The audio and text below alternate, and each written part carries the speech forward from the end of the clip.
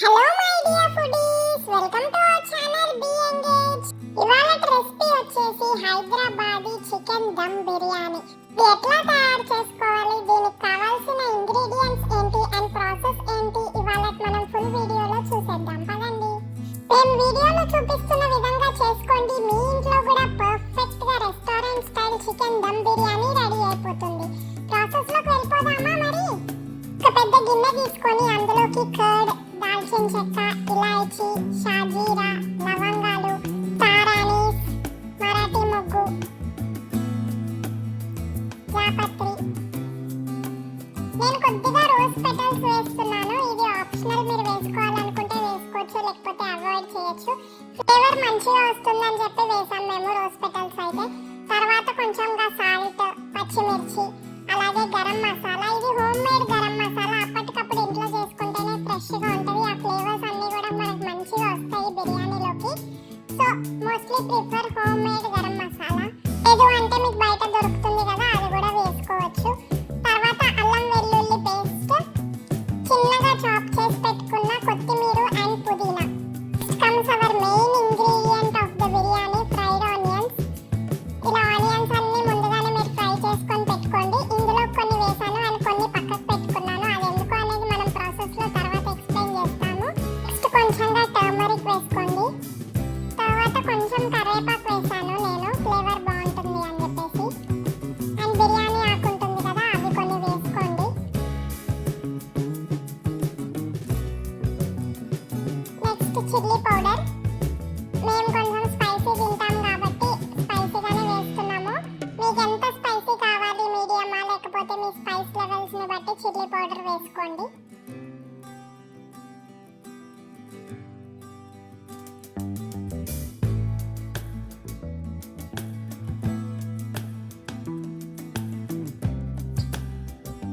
ఇవన్నీ వేసుకున్న తర్వాత మంచిగా కలుపుకోండి వాటిని.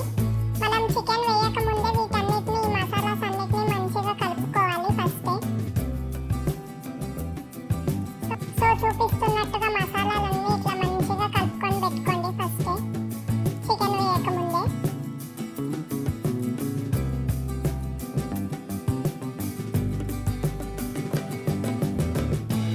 దీని తర్వాత మనము ఫ్రైడ్ ఆనియన్స్ చేసి పెట్టుకుంటాం కదా, ఆయిల్ మిగులుతుంది కదా, ఆయిల్ని ఇందులో కొంచెంగా పోసుకోండి. మనకి మసాలా గట్టి గట్టిగా రాకుండా ఉంటుంది. ఇట్లా కొంచెం ఆయిల్ వేసుకుంటే మనకు మసాలా అనేది మంచిగా కన్సిస్టెన్సీ వస్తుంది. నెక్స్ట్ నీట్గా కడిగి పెట్టుకున్న చికెన్ ఉంటుంది కదా, అది మొత్తం వేసేసుకోండి ఈ మసాలాస్లోకి.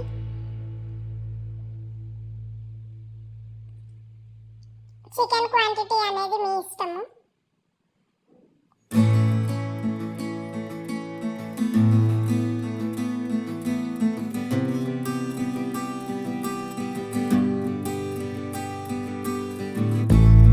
ఇట్లా చికెన్ అంతా వేసేసుకున్న తర్వాత మంచిగా దాన్ని, ఇందాక మనం ప్రిపేర్ చేసుకున్న మసాలాస్ అన్నిటిని ఆ చికెన్కి మంచిగా పట్టుకునే విధంగా మసాజ్ చేసుకోండి ఆ చికెన్ని.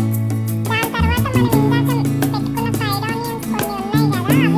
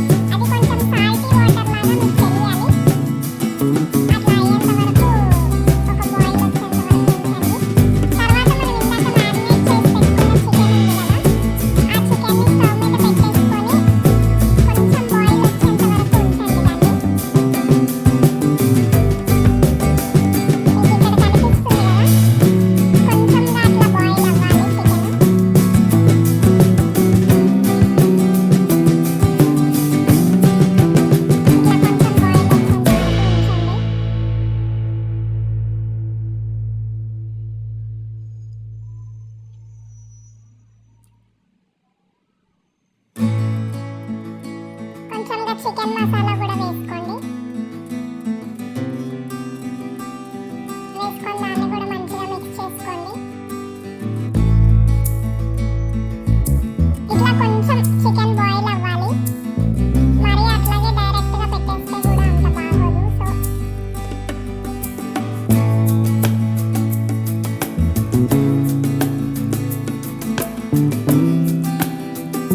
బాస్మతి రైస్ ని ఒక 1 అవర్ ముందే సోక్ చేసుకొని పెట్టుకోండి. ఇట్లా బాయిల్ అవుతుంది కదా వాటర్. ఇప్పుడు బాస్మతి రైస్ ని వేసేసుకుందాం మనం ఇందులోకి. ఫస్ట్ ఆ వాటర్ సాల్ట్ మీరు చెక్ చేసుకొని దాని తర్వాత రైస్ వేసుకోండి.